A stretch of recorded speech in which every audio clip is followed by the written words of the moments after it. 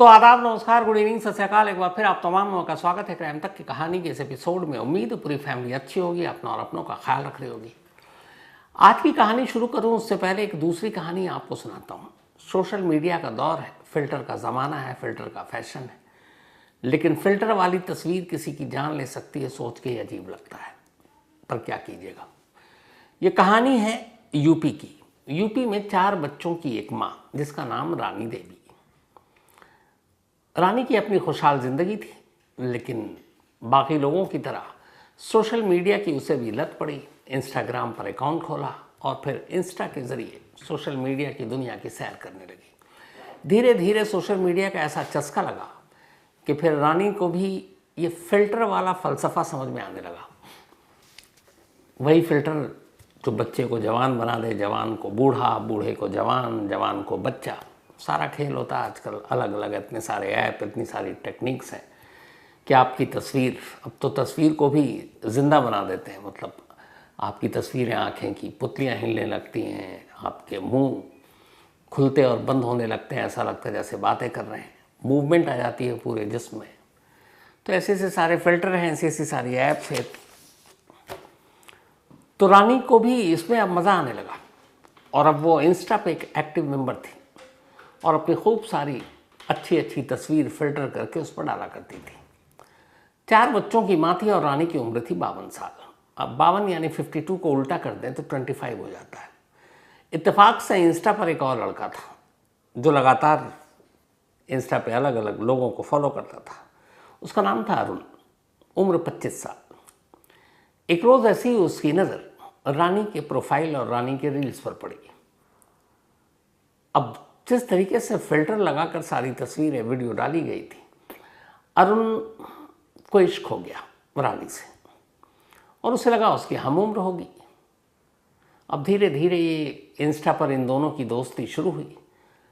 साल भर, बल्कि 1.25 साल तक इंस्टा पर दोनों अब एक दूसरे के कांटेक्ट में रहे, संपर्क में रहे, बातचीत भी करते, पर कभी मुलाकात नहीं हुई।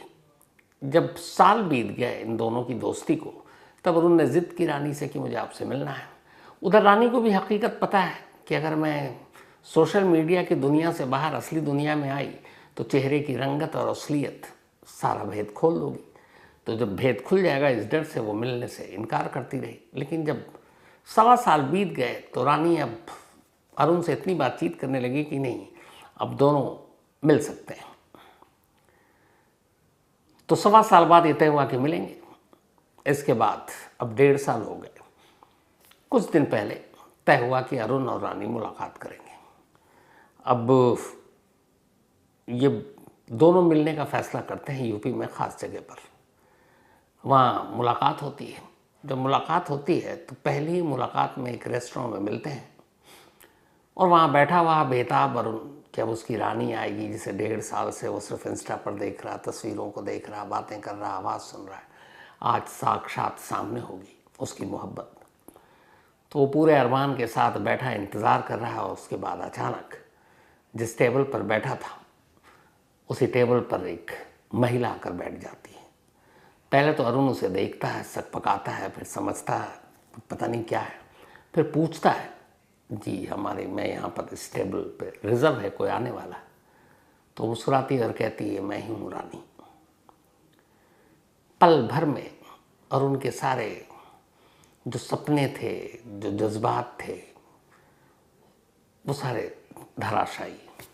उसे लगा ये क्या, कहाँ वो अपनी हमउम्र समझ रहा था और कहाँ ये मतलब 52 ईयर्स ओल्ड लेडी और वो खुद 25 साल का एक लड़का।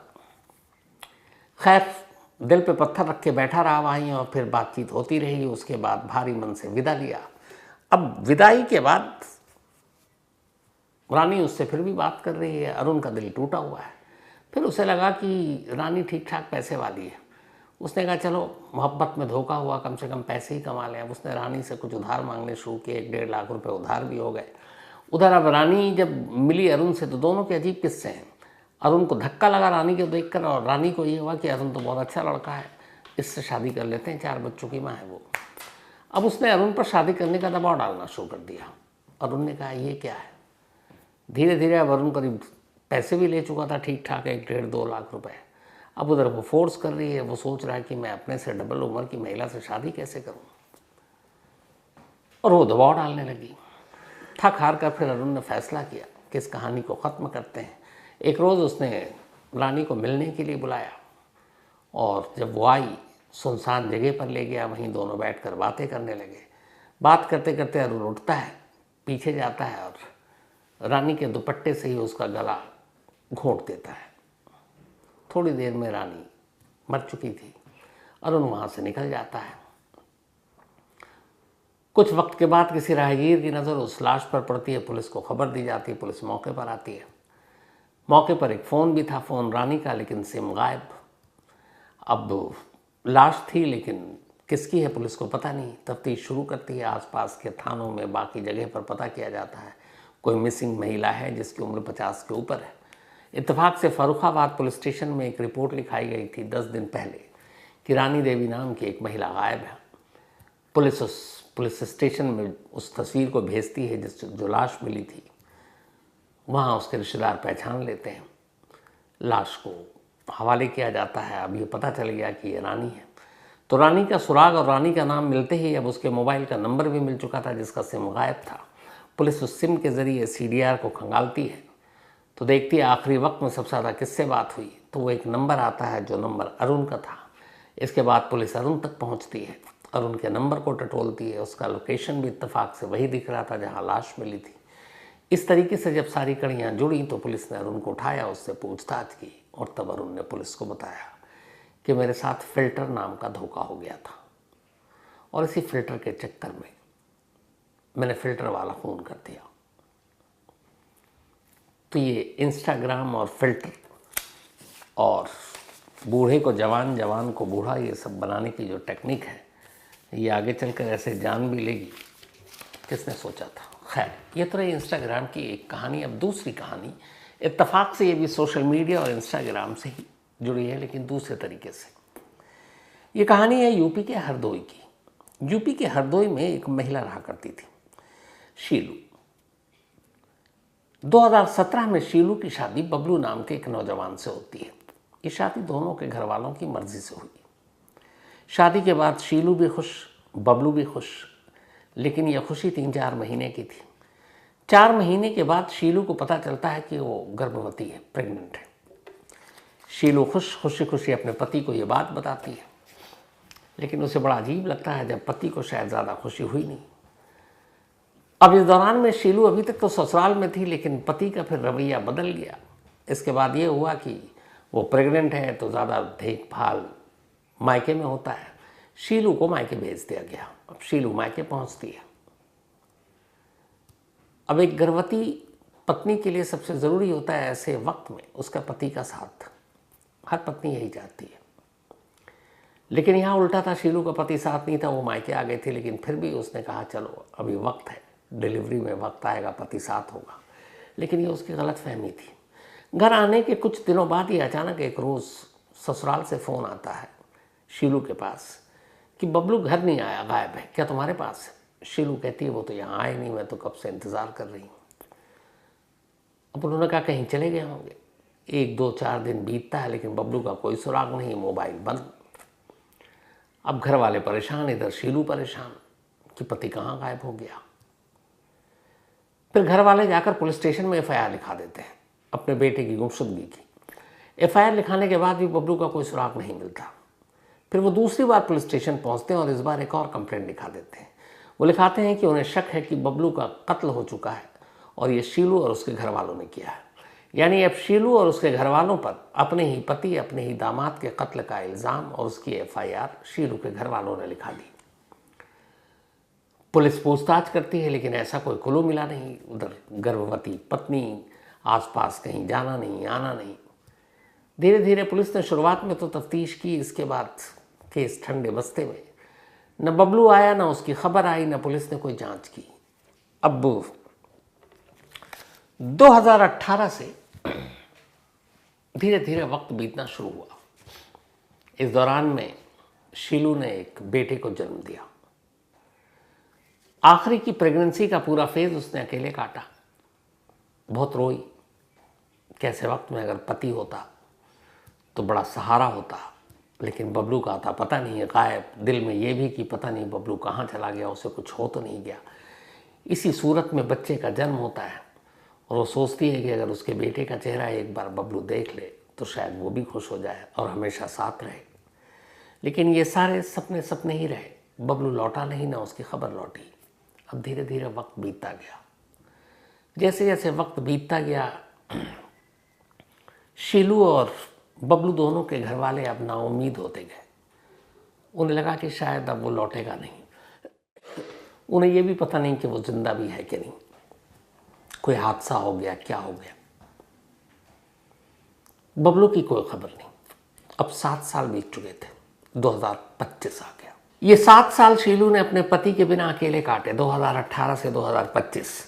अब चूंकि एक बेटे की परवरिश करनी थी, पति था नहीं, वो कुछ काम करती नहीं थी, मायके में थी, खाली वक्त बेटे की देख रेख और परवरिश के अलावा कैसे काटें। तो बाकी के साथ जो था वही शीलू के साथ हुआ। धीरे धीरे वो भी मोबाइल और मोबाइल के ज़रिए सोशल मीडिया के दुनिया में कदम रखती है और सोशल मीडिया पर अपना अच्छा खासा वक्त बिताने लगती है। 7 साल बीत चुके थे, 2025 और अगस्त का महीना अभी जो गुजरा है 3 दिन पहले। एक रोज शीलू इंस्टाग्राम पर रील देख रही थी। रील देखते देखते अचानक उसकी नज़र एक रील पर पड़ी। उस रील में एक शख्स और एक महिला दोनों साथ थे, बहुत नॉर्मल रील। वो उसको देखती है, फिर वो आगे निकल जाती है, फिर अचानक उससे कुछ याद आता है, वो वापस आती है उस रील पर, उस रील को फिर ध्यान से देखती है। उसके बाद 100 बार उस रील को देख लेती है। उसकी आंखें चमक उठती हैं और उसे लगता है कि ये तो उसका खोया हुआ पति बबलू है। लेकिन साथ ही इस खुशी के साथ एक झटका ये था कि ये महिला कौन है जिसके साथ है वो। फिर भी खुश इस बात पे थी कि पति जिंदा है, शायद बबलू ही है। लेकिन ये बबलू ही है इसका यकीन कैसे करें, शक्ल मिल रही है, सब कुछ। पर 7 साल का लंबा अरसा भी बीत चुका है। 7 साल में बहुत कुछ बदल जाता है। लेकिन शीलू को यकीन था कि शायद ये पति है, पर क्या करे, पहले उसने अपने घर वालों को दिखाया कि देखिए वही है। घर वालों ने भी कहा वही है, लेकिन हो सकता है कि ना हो।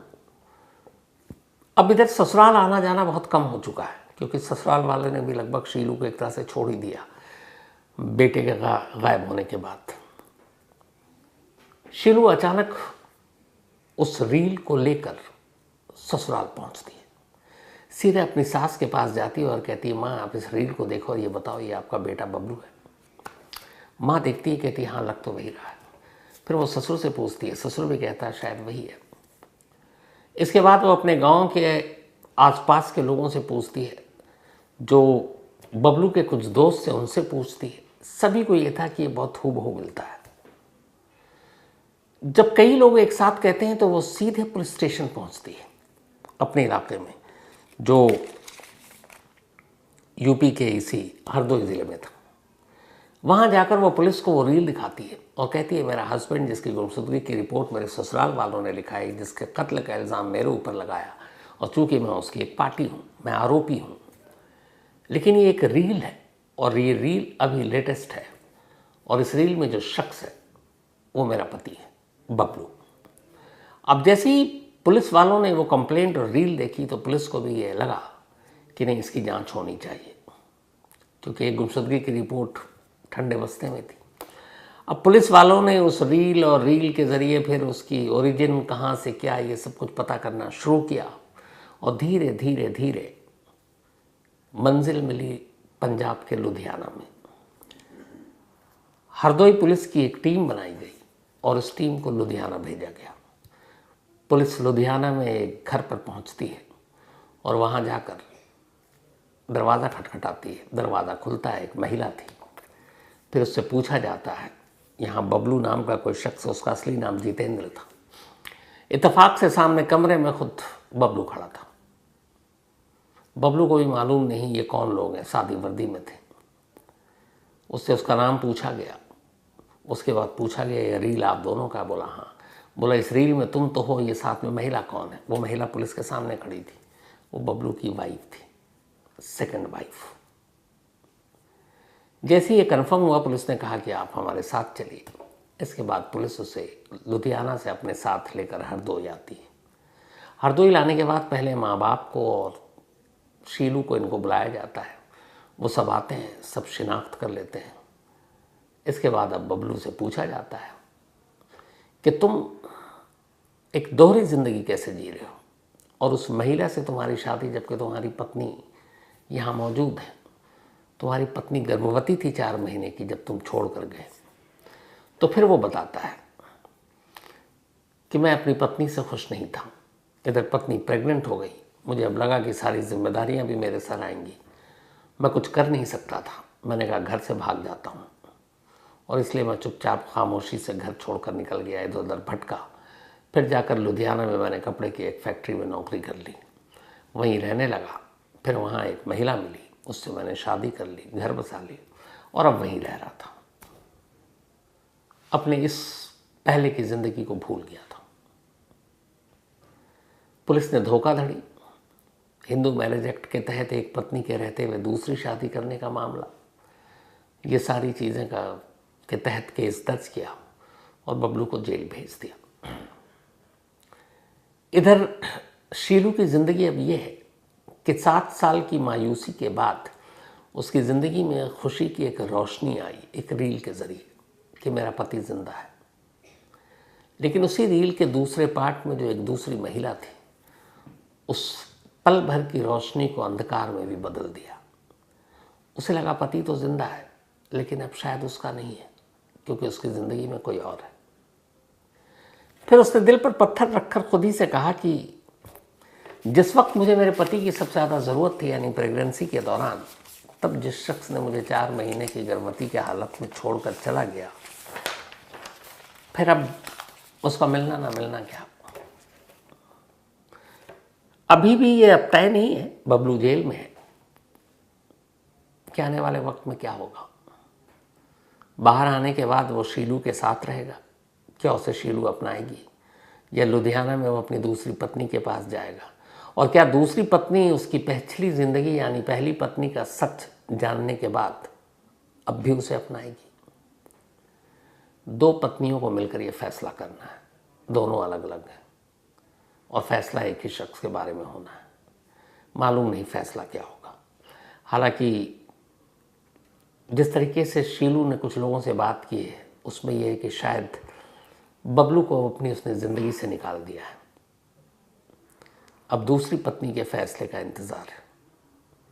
एक रील, 7 साल से गुम एक पति, पुलिस बाकी लोग ढूंढ नहीं पाए, पत्नी ने अचानक नज़रों के सामने रील आया और वो पति ढूंढ निकाला। कई बार करिश्मे ऐसे भी होते हैं, लेकिन कहानी हैप्पी एंड होने के बावजूद कई कहानियाँ ऐसी होती हैं जिसमें हैप्पी एंडिंग नहीं होती। ये उनमें से एक कहानी। तो खैर, इस कहानी में आज इतना ही, जो ना हैप्पी है ना सैड।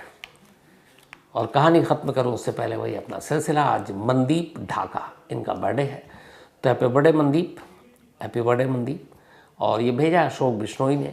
आदर्श जैना, इनका भी जन्मदिन है, हैप्पी बर्थडे आदर्श। और ये अक्षय जैना जी ने भेजा, उनके बेटे हैं अक्षय के आदर्श। पिंटू राज यादव का भी जन्मदिन है, तो हैप्पी बर्थडे पिंटू राज यादव। श्वेता कुमारी, इनका भी बर्थडे है, तो हैप्पी बर्थडे श्वेता। और ये भेजा है पप्पू कुमार ने। साथ ही महजबीन, इनका भी आज बर्थडे है, हैप्पी बर्थडे महजबीन, भेजा है शाहरुख ने। इसके अलावा कुंदन सिंह, इनका भी जन्मदिन है, तो हैप्पी बर्थडे कुंदन। और भेजा है ओंकार सिंह ने। तो इसके साथ ही कहानी में आज इतना ही। अब आपसे मुलाकात होगी कल रात 9 बजे किसी नई कहानी के साथ। तब तक अपना और अपनों का ख्याल रखिएगा। Thank you very much.